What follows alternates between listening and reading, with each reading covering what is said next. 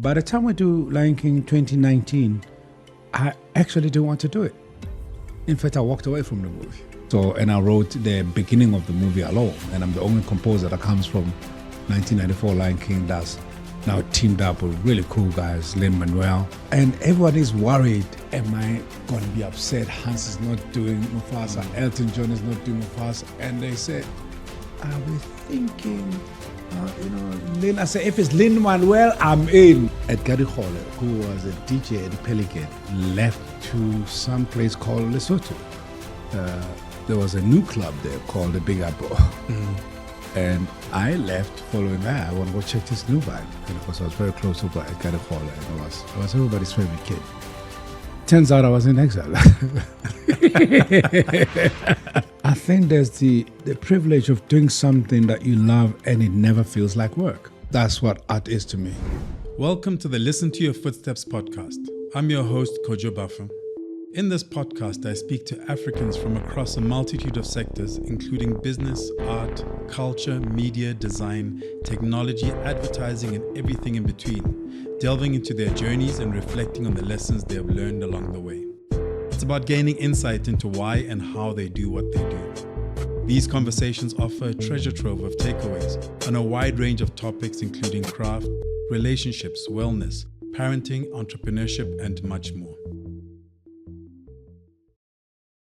So my guest today is the incomparable producer-composer Lebohang Morake, known the world over as Lebo M. His work as a composer, arranger, co-producer, and performer on Disney's film and the Broadway musical The Lion King truly is the stuff of dreams. That's okay. Thank you for coming through. Absolutely, thanks for having me. So growing up in Soweto during what was a tumultuous and tragic time in this country's history, was the dream always music? Always. Where does that come from? I realized much later my parents, my father and my mom. My mother was a nurse, my father was a singer, but the whole Soweto vibe, singer, gangster, the whole combination. But I didn't know, ironically, until when we got closer to burying my father about 3-4 years ago, that he actually was in the Soweto gang and singing at the same time. So it was half-time gangster, half-time singer. But he sang all the time, and he would have no food, have nothing, but he will have the latest record, Percy Sledge or Marvin Gaye or whatever. And as a kid, you in the 70s, the choices were very limited, as you know. I sort of by default coming from a street band. We were like 7, 8, created bands, Buddy Teen and stuff like that, entertaining people coming from work. And we were a hit, and we would do weddings and stuff like that. So between probably the age of 7, 8, and 9 into 10 and 11, I graduate to be a youth club kid, ballroom dance, and that time you had a choice, be a soccer player, which I was terrible at, boxing, I lasted 20 seconds. I think music and entertainment has always been there. When you talk about boxing, my father did boxing at some stage. I was interested in it growing up. Yeah. And he was like, look, the first time he got hit, like Mike Tyson quote, you have all the plans in the world until you get hit, hit in the face. Yeah, and for him, it was that. Yeah, that was it for me. It was like he was hit once. I wasn't even hit, but it's just the whole vibe of some dude putting their hands on me, but it was just not happening. Yeah. But I think the music and the arts, especially I think more between 11 and 13 and 14, being a youth club ballroom dancer, that has music in it, So, and then from there, at age 14, I somehow graduated to the Pelican. I was the youngest background singer in the country for Pelican. How'd you get in?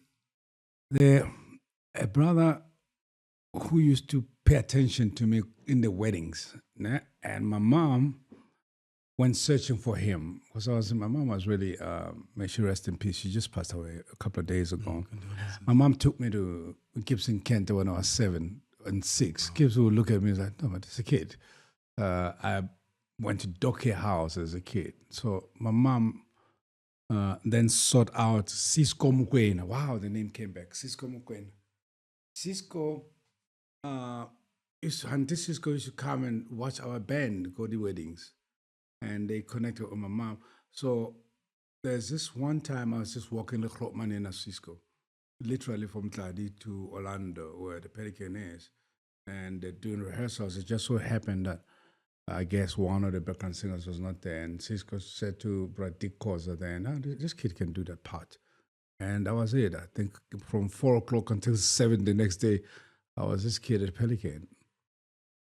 And school? Post 76, school was like, even before 76, quite frankly. School was never central in my life. My older sister, Lindy, my younger brother, Mon, everybody else, for some reason, I think my mom identified and felt that anything that has to do with the arts, she'll throw me at it, you know. But apparently I was good at school, but I was not very enthusiastic about it, you know. I mean, it's interesting that you have a parent, especially in that era, who recognizes it. Not coming from the background. I mean, you said she was a nurse, not coming from that background, but recognizing something and saying, let's actually push and let's actually put the energy behind this. They just threw me everywhere. My mom was from Eastern Cape, a nurse who fell in love with a gangster who was a musician and a singer and a poet too. In Alex. In Alex. Alex, yeah. They had a Soweto Town Alex era. That's like a township love story. Yeah, you know, so, and she loved music. She loved to sing also. You know, yeah, that's pretty much the foundation of it. And I think by the time I got to Lesotho, I don't know if I was fortunate, but maybe I was. I was surrounded by the best in the country. Pelican at that time was like the ultimate club. And I used to do background singing for Spirit Rejoice, Maralo, who was a big star then, Ben Seshma singer, all the greats from that era, Cape Town bands that came in. I became part of the Pelican band. You know? And then actually, in 1979, Edgar Hole, who was a DJ at the Pelican, left to some place called Lesotho. There was a new club there called the Big Apple. And I left following, I want to go check this new vibe, you know, because I was very close to Edgar Hole, and I was everybody's favorite kid. Turns out I was in exile. And the guys, they used to hang out with Pelican, that, you know, the smart guys, the wise guys, they would ask me to put stuff under the stage. Lo and behold, I was actually hiding political paraphernalia. So how about fire from Morocco police station, of all places? I followed them, and we split at the Caroline River, and they had to pick me up because I realized I was a kid, man. I was, how old was I? 16. 79. I didn't have a passport. Huh? Did you have a passport? Oh, I didn't have an ID. I was going for a gig, but guys left, and a guy named Venom Lefa I know has left. So we hung out until about 4 or 5 in the morning at the Pelican, and at Ravaya, what was my nickname then? I don't want to remember it. Ravaya. So I followed all the way to, then you learn, to pick it up through conversation. There's the army, South African army this side, and Lesotho on the other side. Do you know what I'm still allergic to? I'm not allergic. Canaleophobia. They call it on river. Because apparently I collapsed and they picked me up and crossed. And I drive to Lesotho in and out, but I don't know how to look left or right. So one day I'm going to do a big ceremonial. Confront Caledon River. I grew up right next to the river. Yeah. I never learned how to swim. Yeah. Because I was one of the few kids that just wasn't thrown in the river. And because the guys in the neighborhood would throw you in the river. Yeah. And then they run along the side and you learn how to swim in that process. My throw in the river was different. I collapsed once I heard guns and military both sides, and they picked me up and threw me. And they put me up and threw me on the other side. And I woke up, all I saw was a building. Well, like years later, I learned it's Victoria Hotel. I got they split. They had plans. Yeah. These are the guys going underground. Right? Yeah, and just walked. I remember walking for hours, but I went to the Victoria Hotel and then I looked for, where was Lance? Where was Big Apple? But it was a new club in Lesotho. Wasn't it a Lance's Inn? Lance's Inn, that's the one. It became when I was growing up, it became Studio One. Yeah. The nightclub. Yeah, I think initially it was the Big Apple. Yeah. That was my father's. Yeah. That was my father's hangout. Yeah. So I hung out with your dad. Sorry, probably some stage. Yeah. But and then a couple of weeks later, I learned I'm in exile. And I mean, it's looking at your journey. Like these moments that, with hindsight, feel like serendipity. Absolutely. Like that puts you in a perfect place. In a perfect place for the next thing. Yeah, absolutely. What were you doing in Lesotho? I mean, I must remember we were hustlers in South Africa. We made money. My best friend, Vernon, he played accordion. He had a couple of records out. So we were the youngest in the industry. And we became friends. So Vernon was a couple of years older than me. He had relatives in Lesotho. Yeah. But we learned at that time that refugees were getting $30 stipend, 30 rands. And you know that we were the first one. We used to hustle. We played the Victoria Hotel, Garden Court, before WhatsApp or Sankamota. We would go and speak to the manager, put a piano here, and we'll entertain you. So we played high-end spots. My best friend's father growing up owned Victoria Hotel. Wow. In the Ripino. The Italian. Yeah. So years later, I'm friends with Tepa Sula, may he rest in peace. We're talking about, we were the kids that opened the Victoria Hotel Garden Court, and there was some 5-star restaurant. So our hustle was beyond $30. Yeah, and that's how we didn't leave Lesotho to the US Car Scholarship or political organizations. We connected with ambassadors and we hustled our way to America. Yeah, I mean, when we think about it, this time, like all of those things seem a lot easier. Like somebody going from South Africa to Lesotho to the US. To New York, to Europe. But I mean, you were doing it at a time when it was just, it was like an impossible dream. It was an impossible journey. Yeah. Yeah. And how'd you end up in the US? Tate Tim Tahani, who was the ambassador, Lesotho based in DC, was friends with Vernon's father, who was a pastor. And we had met, first time I meet the big icons, Kaifa Semenya and, Huma Sekela. We got promises. Oh, if we meet you, the next 3 words is we want to go to America after hello, And he pulled it through. He did a special arrangement with a concert pianist who was based in Syracuse, Dr. Robert Pritchards, and connected with Trans-Africa that was ran and led by Randall Robinson. Trans-Africa was a political lobbying organization foundation in the East Coast. So between Trans-Africa being adapted by Dr. Pritchard, Tim's friend, and I learned years later, Mezan Alembeki signed the documents for us to leave from Lesotho to Lusaka to Syracuse, initially, and then New York. Yeah, I was actually just reading a book called The Pan-African Compendium, and there's a whole chapter on Robinson and Trans-Africa in terms of that organization, what they did. Oh, yeah. Was your thing primarily voice? In a strange way, it still is. Yeah, because I don't consider myself an instrumentalist. But the funny thing is, yes, I've always been a singer, but my career doesn't blow or build through voice. At the point where I start building a brand and really hustling from the streets. I was in the streets in Los Angeles for 2-3 years when I went there. And then to build your way up, it started, the voice was the access to the gigs in the clubs, right?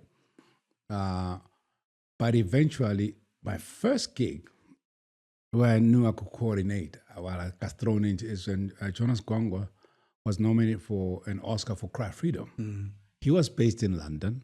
I was now the kid that gets called for anything African in LA. So my first gig with the Oscars was to put together the choir and work with the orchestrators and the conductors of the Oscars to present the music of Jonas Gwangwa that was from Cry Freedom. And before that, I was adopted by black churches in DC when I ended up in DC, because we were kind of like rebels. That the team's house was, be home by 5 was not the ideal place. So we ran away, literally. So being adopted by black churches everywhere was another way we realized, oh, but this hustle can keep going. So by the time I get to LA, a larger part of my career has been in producing and doing film work, because I got Power of One by default. I went from a coffee shop guy at Hilton Rosenthal studio, who was Johnny Clegg's producer. I was a coffee guy and bring the water. And at night, Bobby Summerfield, the engineer, would allow me to use the studio to do demos. Turns out Hilton was listening to my stuff.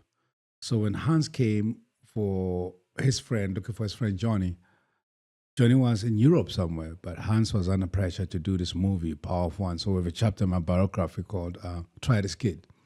So I didn't know who this guy is.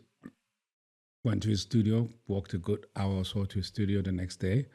And the Power of One becomes my first soundtrack, composing, producing, and performing, and the rest. What was that process? What was that process like? I mean, you're coming into that with, let's say, established musicians. Yeah, no, the best in LA at that time. Yeah, within that context, and yes, they're trying the kid. Yeah, but what is the kid doing?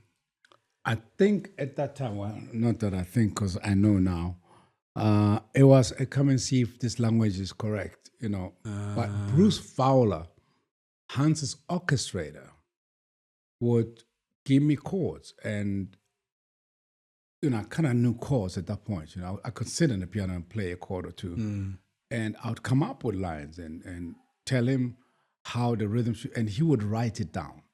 But Hans is not aware. And this is the early days of Hans's career, before he blew up. And the next day, the orchestra is recording. I have no clue what's going on. And I would hear something, and it sounds like something I did. And Bruce would say, "That's your work. Call a lawyer." And Hans was like, "What's that?" And that's how I end up co-writing. They would send me charts.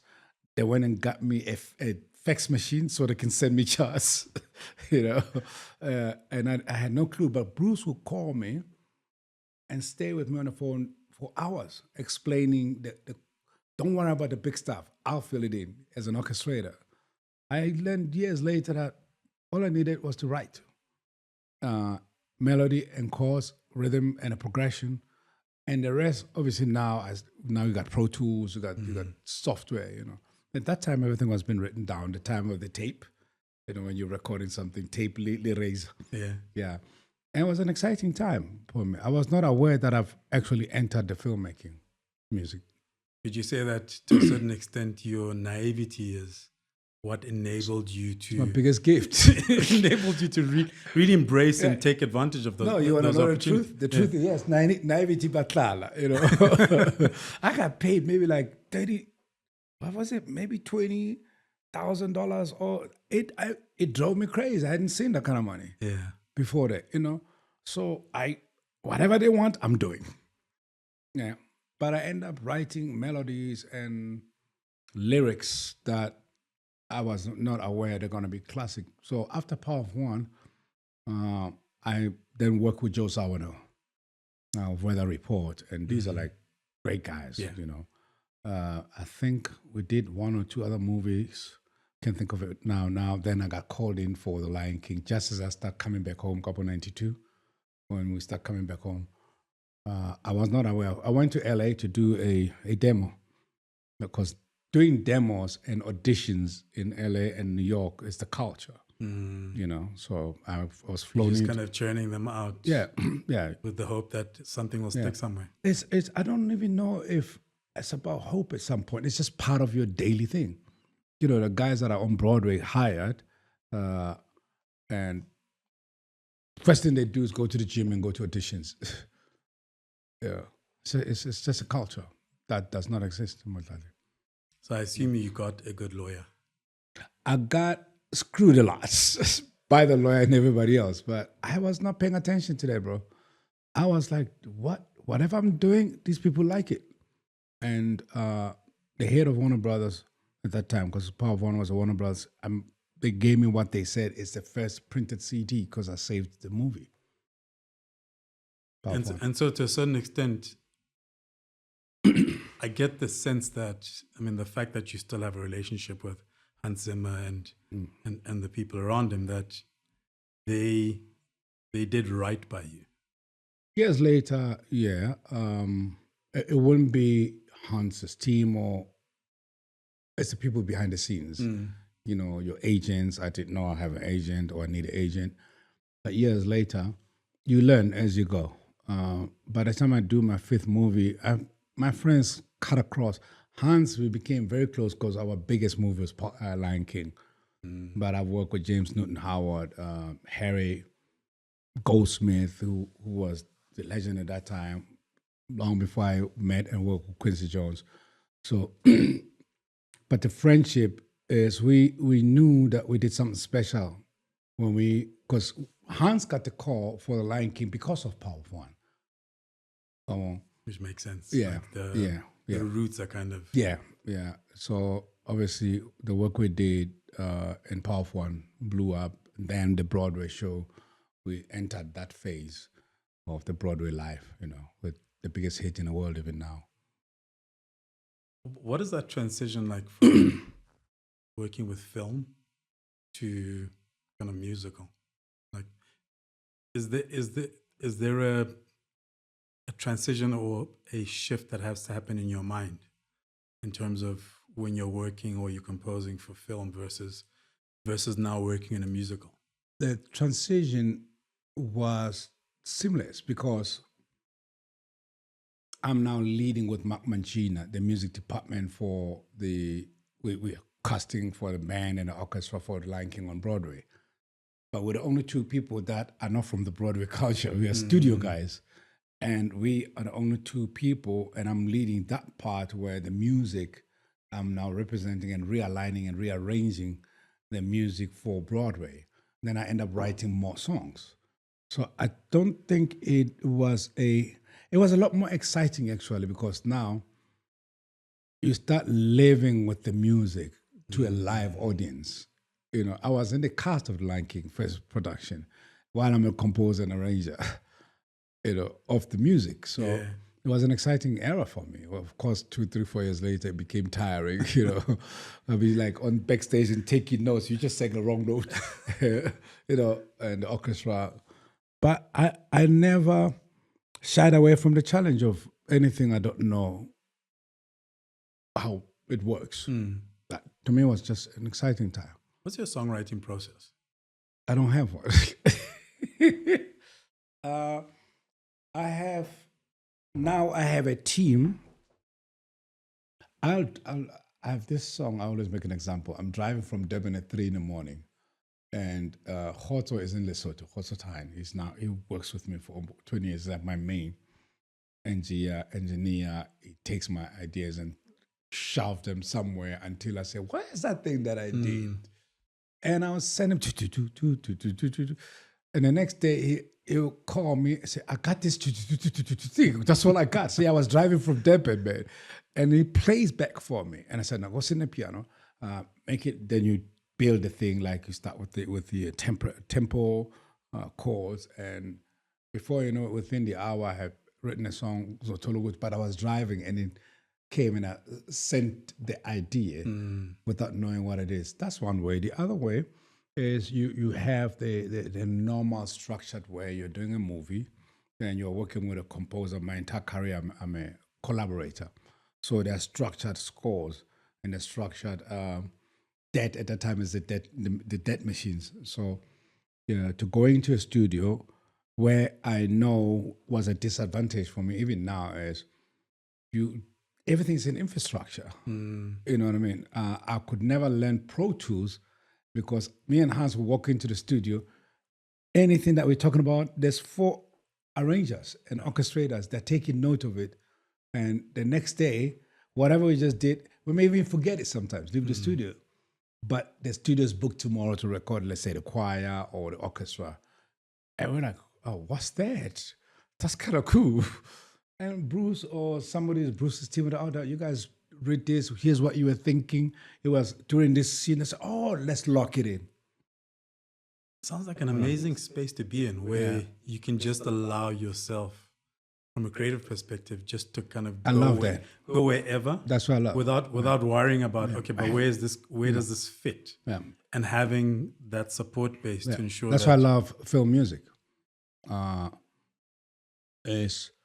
Does it work for the scene? And you're not thinking a hit record, you're not thinking a classic, you're not thinking I'm doing something. You basically are aligned to the character, to the scene, to the moment, and whatever comes naturally. Even how I did Lion King, the beginning of Lion King, I was actually called into LA to do a demo with Hans.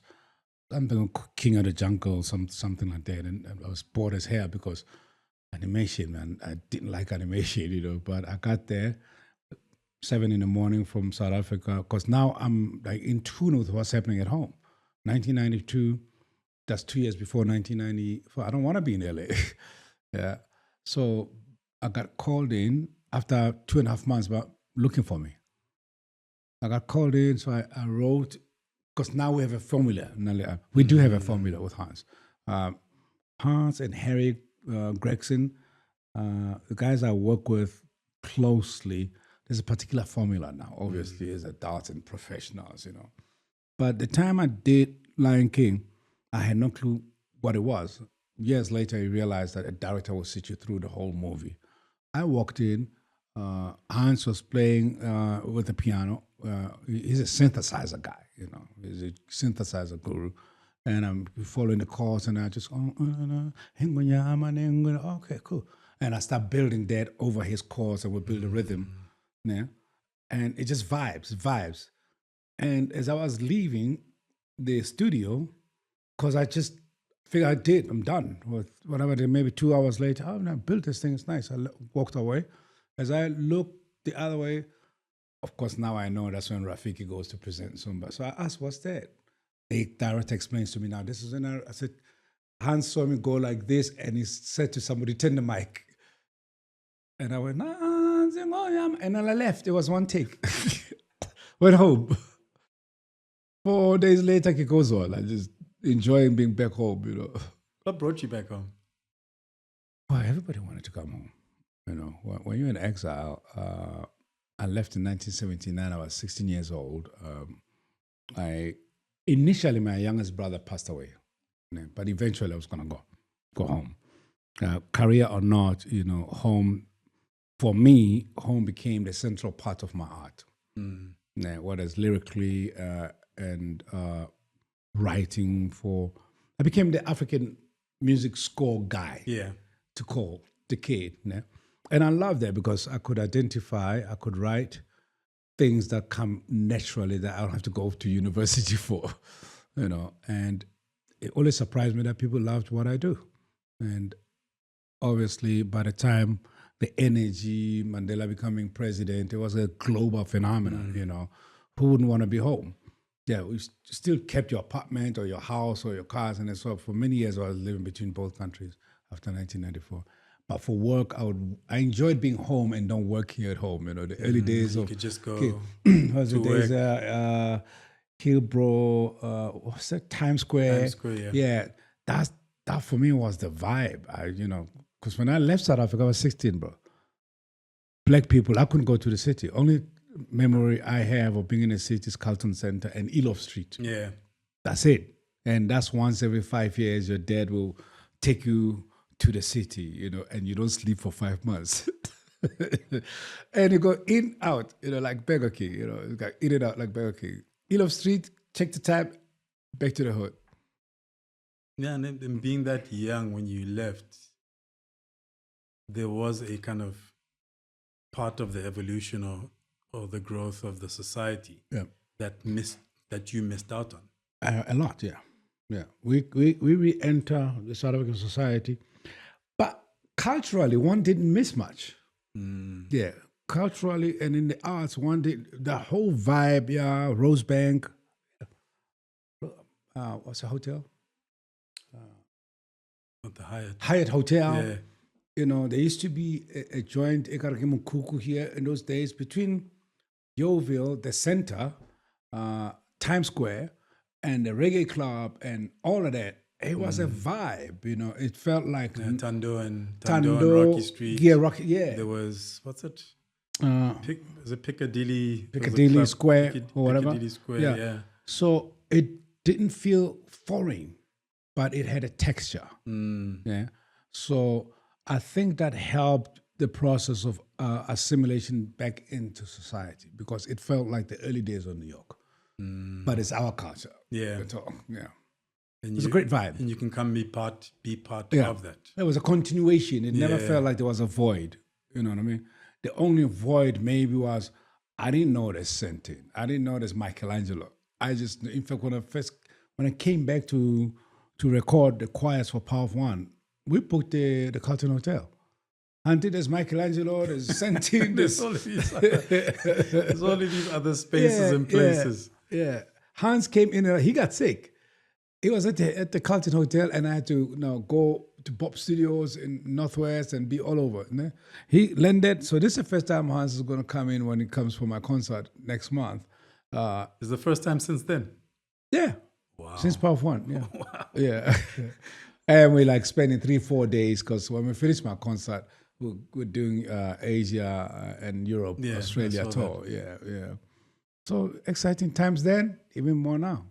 I mean, you're talking about director kind of with Lion King showing you, that scene. It's Rob Minkoff, the director. Yeah. That scene. Yeah. Is that the core of what you do now when you're composing? So you get to see the film or parts of the scenes where they want music, or do you get to see the script? I mean, there's no one way. At what stage you come in? Composers always come at the end. Yeah. But the other movie I did called A Woman King with Viola Davis, I actually was commissioned to write the music before the script, before anything. So the first 2 or 3 key things I wrote, I just basically wrote in conversation with the director. Yeah. So then after they shoot, then you come in and you streamline the stuff. So I don't think there's a one way. And I think that's because inherently I'm a singer. Yeah. So I write a lot more with voice, and I know what to do, harmonies with the choir and arranger. Right. So my composing fell into that.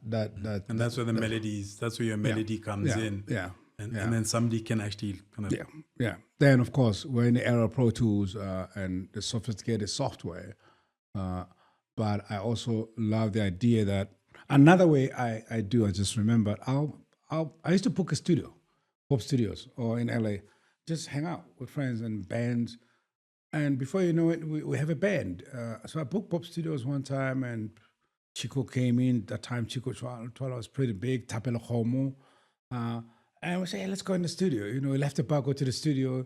Before you know it, I did a record called Deeper Meaning. Because I found Deeper Meaning. Yeah. I found it online. I was listening to it last week. That's from the Bob Studio bar. And I saw that Chico Twala was on one of the songs. That's one of those 4 a.m. Here's a beat. And I remember I brought Kondrizko in. It's the culture that I grew up with. Then I would have, now in Joburg and LA and New York, my centers, I'll have a band and singers. I'll book a studio. I'll write with the band. Because I do a lot more experiment and then bringing the orchestral elements, So in between LA and Joburg and New York, this triangle is now my formula, I guess, because I use the same musicians and the same singers all over.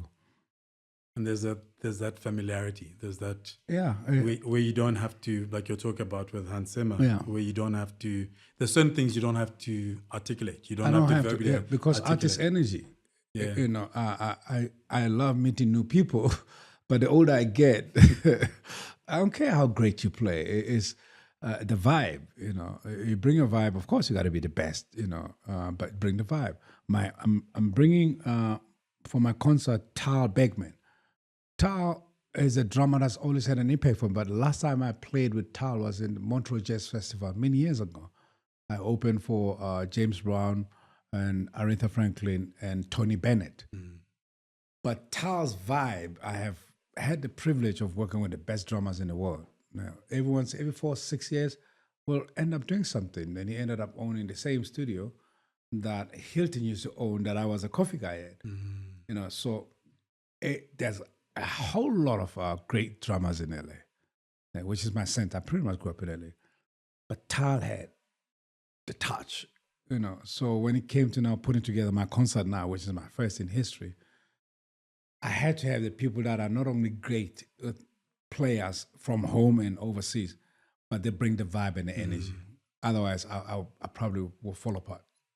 I mean, I think there's a value in that network that you've built because you've come up with these people. So ego's out of the way. Everything else is out of the way. It's just because you all came up together and that network exists. Yeah. It's about the art and if it's not fun, it doesn't bring great energy, we'll not do it. What's the point of doing it? Right? If I say, wow, what's that? Play that chord again, sing that note again, That's the part. I like the producing part because I get to now explore the other side of being an artist. I make Kojo sing what Kojo never thought he would sing. And that has been my other side of my career that I love the most. It's about understanding. That's producing, understanding each person's capability. Sometimes better than or seeing what they don't see yet. And being able to take that out. Yeah. You are listening to the Listen to Your Footsteps podcast, a podcast in which I chat to Africans from a cross-section of society and sectors, including art, culture, design, business, and creativity, to name a few. We delve into their journeys, the decisions they have taken to get to where they are, how they do what they do, and everything in between. Essentially, we go wherever the spirit takes us. Now let's get back into the conversation. For most artists, well, for a lot of artists, the desire is to be that, the person out front, as part of, let's say, pop culture, etc. Yeah. You did the opposite. You did 2 albums. Yeah. There's Lebo M presents Open Summer, Open Happiness. I found that was a Coca-Cola special, actually. It was not even an album. It was during the World Cup because I produced the opening and closing ceremonies of the World Cup. So the music was part of it. So Coca-Cola wanted something, yes. I forgot about that, yeah. But let's say deeper meaning, right? Yeah. So you did deeper meaning, 98? I think so. I don't remember.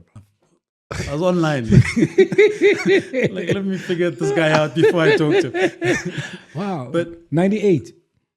That sounds about right. It's listed as 98. Right. Yeah, that sounds about right. But how come you never went further with that? Like build a solo career? I fell into the arranging and producing and the love to putting things together. And putting people in a room and make them do stuff. That became more fun for me. But then the challenge with that was, I knew inherently. I mean, I was the youngest singer called Pelican. I knew I have this secret love. It's like having this secret love, but it contradicted my personality. I'm generally a very shy person. So to be the front guy has always been a problem. But when I was a kid, it was fun. Yeah. Now, when I entered the business and I went to Duke Ellington School of the Arts in D.C., I was intimidated by the classroom mates who did this stuff naturally.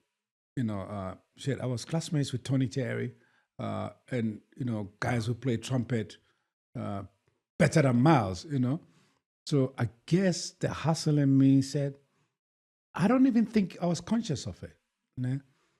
But as my career grew, it became now a problem because my love for singing and now being in front of the audiences. We've done world tours with Hans, which I call it, I've had the privilege of rehearsing and auditioning for my concert through sold-out arenas and big orchestras, And that's Hans. And I do guest performance in many other around the world, big orchestra or bands and stuff like that. So over the years, I have been building up to be in Cape Town April 18th, rehearsing with the best in the world. Plus, we've become kind of like a touring family. So I've been a special guest on Hans in My Life for almost 10 years.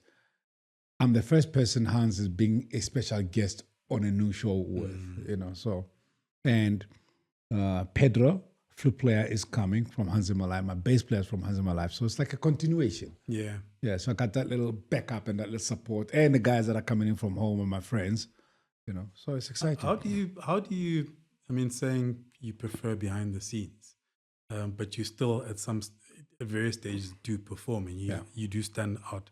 Yeah. How do you find your piece or your balance or the space for yourself in front of audiences?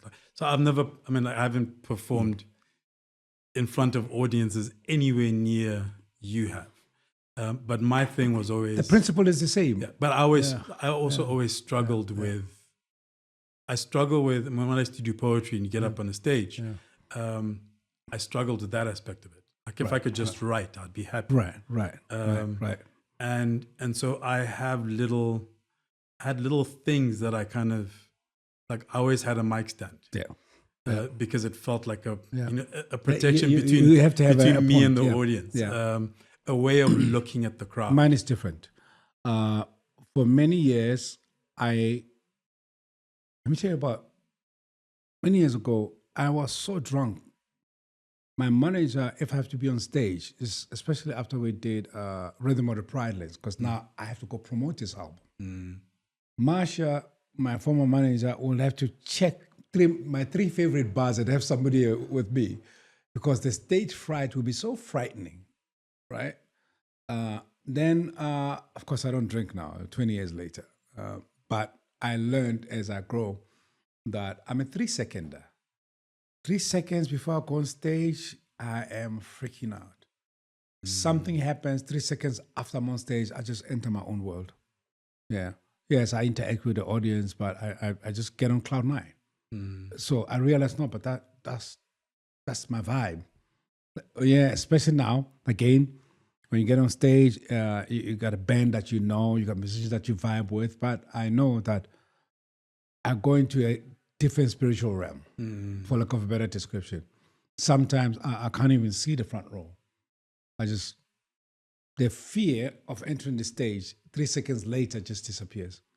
And I guess it helps that, like you're saying, you have the people around you are your comfort. And even if it's just I'm hanging out with these guys, performing with these guys, like we normally do. There just happen to be, 20,000 people. Exactly. And it doesn't feel like work. That's another thing. It doesn't feel like work. You do something over the years with the same people.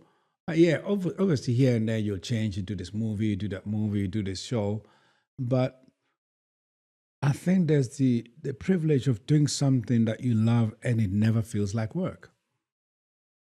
That's what art is to me. So the flip side, Lion King has taken on another life. And so you are kind of attached to it. Wholeheartedly, in terms of when people think about you, think about Lion King. Right. Does it get tiresome sometimes? I got Lion Kinged out probably in 2019 when I was calling for the movie, The reason Lion King became very big as a franchise is the transition from film to stage. And the manner in which Julie, the director, presented the Lion King on stage on Broadway was new, and it was the first time you see African content post the days of Sarafina at the highest quality possible. Set design, lighting, technology, is authentically African inspired. And then how we design the music, and I wrote more music. I think that the sustainability and longevity of the Lion King property, then without the Broadway show, I don't think it would have survived. Could have been another animation film. It could have been another animation. Yeah, it could have been Pocahontas. It could have been anything else. But people and us as artists interacting with the audience of this product. So remember, when we do movies, we were in studio in a little room, interacting and watching. And I would change things based on watching the audience. I would arrange. I would change the orchestration. I would change stuff just watching the audience, and that was like exciting. And you don't realize that you've been doing this 7 years, 10 years. And then I put my producer head. I started building the business part of bringing the Lion King to South Africa. And that, I think, kept my energy up. But I got tired. I got bored with it. Then, not really bored, but I used to say I got Lion Kinged out. Yeah. Yeah. No, I do so many other projects in between Lion King, but of course Lion King is the anchor. Who wouldn't love that and appreciate that? By the time we do Lion King 2019, I actually didn't want to do it. In fact, I walked away from the movie. And the head of Disney called me back in. Yeah. Thankfully, I didn't know that we were doing like that's going to be a prequel, Mufasa. So that conversation of Mufasa was happening in 2019. So I wanted to get rid of this stuff in 2019. So let's talk about this Mufasa thing. What is the Mufasa thing? It's a prequel. And the last 3-4 years, it has been exciting to do that project because it's the next level of the Lion King franchise. But as a prequel, it's a new movie. Yeah. So, and I wrote the beginning of the movie alone. And I'm the only composer that comes from 1994 Lion King that's now teamed up with really cool guys, Lin-Manuel. Yeah. Yeah. I mean, we did. I think it's a shame that, so Hamilton feels like the thing that should go the other way. Yeah. In terms of, going to film in some form. Yeah. Yeah. I mean, my daughter actually loves it. She was watching it. She was watching the stage show. Yeah. It's on one of the streaming channels. She was actually watching it the other Hamilton. day. She's like, do you know about this thing? I'm like, it should have been a movie. Yeah. Yeah. But, when you talk about dreams, I remember when I first saw In the Heights on Broadway. That's Lin's first blow-up project, In the Heights.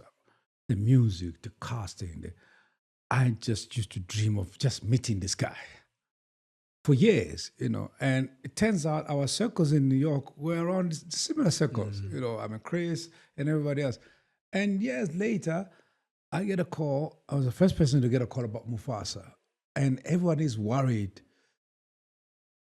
Am I going to be upset? Hans is not doing Mufasa. Elton John is not doing Mufasa. And they said, we're thinking, Lin. I said, if it's Lin-Manuel, I'm in. And it's been amazing since, yeah. How do you navigate, shifting a little bit, how do you navigate being a father and parenting with what feels like the movement that is your life? The production. Honestly, it's been and still is very complicated. It's been quite a journey. And it has not been most of the time a healthy one. But fortunately, like some of my kids naturally fall into the entertainment space, right?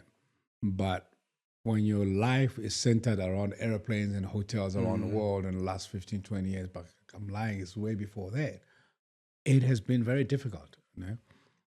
Ironically, in the last 12 years or so, I'm more close to, not that I'm spending a lot more time with my younger kids, my two girls. Yeah. My older kids were disadvantaged by the hustle, quite frankly. When one's career was being built, and of course the marriages come and go, Hollywood, or the whole night. So that part of my life feels very much empty most of the time. Because you wake up, my my firstborn is 38, and my secondborn is 36. My son is 27, and you like constantly trying to make up lost time. But they love the work I do. But inherently, I know it doesn't fulfill the parent-kid thing. So yeah, I missed out a lot of my kids' early life. For the older ones, do they see that separation between Lebo M, Lebo M in the industry? I mean, you say they're also around the industry. Like, do they see that difference? Like, so my kids are still my kids are still relatively young. My oldest is 18 this year. But because certain aspects of my work happened before they were old enough, when they find out about it, it's strange to them. But with you, you've continued. Some of my kids were born into it, for lack of a better description. Like Refi, I met her mom when we're doing the Sarafina tour in the US, New York. And she's me and Nandi's firstborn. Now, all my kids grew up in LA with different mothers, right? And I used to be fascinated by their sense of harmony. When we go on a trip and with favorite songs, they never sang a song the way it's written, the way you're hearing it in the radio. They always improvise around it. But I always knew that Refi is a standout. In fact, we had a little tit and argument, at the house, because my kids are leaving today back to LA. And they're like, why Refi? I'm like, she happens to be even more talented than me. She's done maybe 4 Hanzima tours and has done a lot and writes better than me. So you have to navigate that, and the most painful thing is to indirectly tell your kid now as an adult that you have a different gift than your sibling. So I think that's the hard part. But for the most part, they don't know Lebo M. They know Dad. You know what I mean? My kids don't know Lebo M. And I think I was intentional also. Even with some, I've learned over the years to separate. I say to Kojo, I work for Lebo M. And, I'm Lebohang Morake, So over the years, that also helped me manage the euphoria of this business and who I really am. So my kids, I don't think they have a problem with it. Yeah, because I can imagine it can be hard just navigating all these different things and these different influences and within a space like LA where you have a particular place. So to a certain extent, and a particular culture. It's also kind of living up. I don't know whether it's living up to. Sometimes there's a standard that's set by you, not intentionally. But if you hear, I had that in a small country where I'd walk into places and if I say I'm Frank Buffer's son, that meant something. But that also meant that the standard that was set for me and my identity. And I battled that a lot, particularly as a teenager. In fact, that's why somebody asked me the other day, why now? Why haven't you not done a concert? Because it kind of sounds surreal that I'm doing my first concert in my entire career at this level. And it's what you said, repeating what you just said, just stealing from your line. The work one has done is set precedence to the highest quality possible. So I'm aware inherently that the work I do or have done, producing the ceremonies of FIFA, bringing the Lion King to South Africa, what it takes to create that type of quality product, the kind of money it takes, the kind of business relationships you need to, takes years to build. It took me about 6.5 years to broker the Lion King coming to South Africa. Whereas in other countries, it is such a part of the culture, part of the norm, you walk into South Africa and say, I need about $2.5 million. I'm bringing the Lion King. And you say, but what? What is that? 20 Popeye. And I learned years later that Disney spent about $25 million. Now I'm brokering Zoho, actually even Zoho or Kojo, that this is the biggest money maker. But you can't relate to it because you're seeing the Popeye and you're seeing market theater. So I learned years later that I got to convert my conversation to numbers. You know, I wouldn't even say who. I say a Lily White company in America invested $25 million on African content. 15 years later, they announced gross profits of $9.8 billion. Then you get people's attention. But even after that, and so, well, what price is it Lion King? And you see a very sophisticated business person struggling with, doesn't make sense. And I will bring in accountants from Disney, and a lot of times I opened, my relationships were allowed me to open the books. And Jabu Mabuza is passed away. Yeah. And then CEO of Telkom, who became my first sponsor, wrote the first 25 million rand. How can I forget? He got the numbers, but he was able to relate the numbers to the product and the brand. Because it's a lot more global, you know what I mean? Papi Mulotsan. Yes. Yeah, Papi Mulotsan, you know. So these are the two guys. Without them, there wouldn't be Lion King South Africa. Because like you're saying, I mean, our context, our reference points are, you know, market theater, one or two places. Yeah. Nothing wrong with that, but we don't haven't grown past that. Yeah, we don't know Broadway at that extent, or the West End, etc. So I can imagine just trying to convince people to, you know, just something on a stage with singing and dancing. And it's like, okay, we need this amount of money. Absolutely. And the risk involved, that's probably the main reason. It's the first time next month I'm doing my first show, because what it took, the business minds behind it, the kind of cash required, the technical expertise and experience required, it took us a good amount of years to, when I say we're doing it. I remember going to semi-related, semi-unrelated, but going to the U2 concert at the FNB Stadium. FNB, and going to others, I went to Lincoln Park there as well. And the difference in sound, because U2 travels with their engineer, all of their sound. And all their set, They literally, I think it was 100 containers that they travel with. And that made a significant difference in the experience. We have 68 containers. It made a significant difference in the experience. And that's also because we're so far away. I mean, if you think about it, it's also the reason why I remember a friend of mine used to work in the music industry, and he used to say the reason why we don't get as many concerts is because if you're touring Europe, you can do a 2-week tour and do 12 countries. Whereas here, it's 2 days traveling each way. And maybe you'll do 2 shows, Joburg, Cape Town. That against the kind of money that you need to put that thing on stage.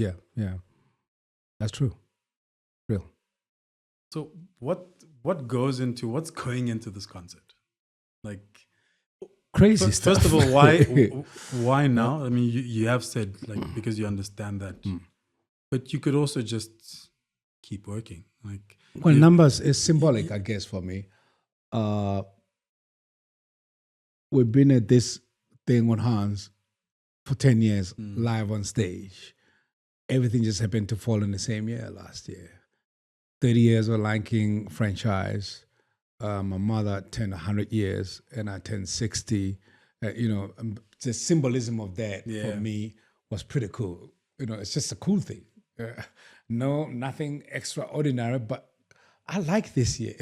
This year is challenging me. Everything is come full circle type of thing, But obviously the decision was made way before that. But I think when we did the Hollywood Bowl last year, celebration of the Lion King franchise, is the first time you've seen the Broadway production and the film stars all in one plate, and our entire music catalog was put before the audience. And Hollywood Bowl was my dream venue to play. I've been there on the other side.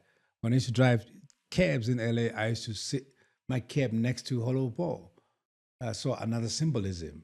Played Madison Square Garden, played all these venues, but Hollow Ball was like, I gotta play that stage. And that's also happened last year. So the enthusiasm and the drive became even bigger. But I think also timing, the right time and the right money and the right partners. There is no other time to do this except now. 30 years of South African dispensation, so it's a lot. Yeah, there's a lot of... Yeah, it's a lot of interconnectedness that represents one has come full circle, basically. And beyond that, what is your... Are you looking beyond that? I mean, the thing is, it's a month away. It's a month away, yeah. A month away. Yeah. There's always beyond that. Beyond that is where to from here with the Lebo M live and concert. But in practical terms, we're going from here back to Hans Zimmer Live. We're doing Australia, Asia, while we're now booking and locking the other, taking the Lebo M property around the world. Probably by end of this year, we'll come back somewhere to Africa. So it becomes really crazy busy. At some stage, didn't you have a label? Weren't you signing artists? Yeah, Till Dawn. Yeah, I used to have Till Dawn Records. What happened with Till Dawn? Actually, you were running Till Dawn when we first met. Yeah. I interviewed you I think it was like 2008. Yeah. It was like 2008. I did Redeem. And Till Dawn was, you were now building it. Yeah. The environment was not conducive for the vision, at that time. Now I think the music business is quite different and quite exciting, quite frankly, in South Africa and in Africa, in the continent. But at that time, the environment was not aligned to one's vision. The political environment, heads of companies, they were very much... I was angry all the time. Like, I left this motherfucker because of this when I was 16, and I'm coming back, I'm dealing with this racial imbalance of budget, and, So I kind of got worn out of that. But it was exciting only because it allowed me to... Till Dawn allowed me to be part of the community. Yeah. And really plug into what the kids are doing. Yeah. I love that part. But as a... this is my dream. This is my... I long decided I'm not Barry Gordy, I got too many crazy things going on in my head to be a record label guy or, So beyond next month is keep the hustle going, and potentially look into now doing movies. I tested that many times. I've gone in and out as executive producer of movies, and now I'm investing in movies and looking for specific products that we can get into. There's one that we just signed off on that is a combination of Brazil and South African culture, and it's a great one. So we are entering that phase now. I'm curious, what does your average day look like? I gotta remember my yesterday. My average day differs. It's never the same. I do have days, like 2 days ago, I live in Joburg. I just go shut down and go to a nice hotel and shut down. Yeah, I do that a lot. Even 15, 20 minutes away from my house. Yeah, that's my favorite thing to do. My next favorite thing to do is maybe comes from having the experience of driving cabs. I love driving long distance. I'll get in my car, load up the music, and drive Joburg to Durban and come right back. And of course, the average day you wake up, you do your walks. We're not 30 anymore, brother.